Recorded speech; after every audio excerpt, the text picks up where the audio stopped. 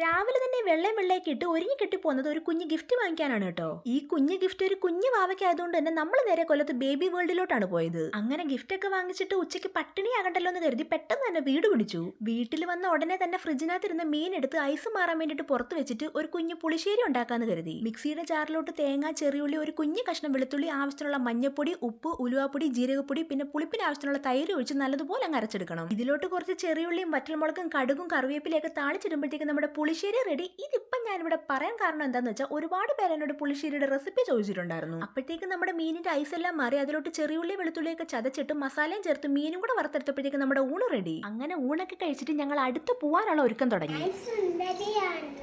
അപ്പോൾ പീലിക്കുട്ടി സുന്ദരിയായോ എന്ന് പറയണേ ഗൈസ്. അങ്ങനെ രാത്രി ആയപ്പോഴത്തേക്ക് ഞങ്ങൾ പോയത് പീലിയുടെ അനിയമ്പാവയുടെ ബർത്ത്ഡേ ആഘോഷിക്കാനാണ്. അതായത് ഞങ്ങളുടെ ചേട്ടന്റെ മോന്റെ ഫസ്റ്റ് ബർത്ത്ഡേ. ഇപ്പൊ മനസ്സിലായില്ല കുഞ്ഞു ഗിഫ്റ്റ് ആർക്കാണെന്ന്. അങ്ങനെ എല്ലാവരും കൂടെ കേക്കൊക്കെ മുറിച്ച് ഫുഡൊക്കെ കഴിച്ചു. അപ്പോൾ ഓക്കെ ബൈ.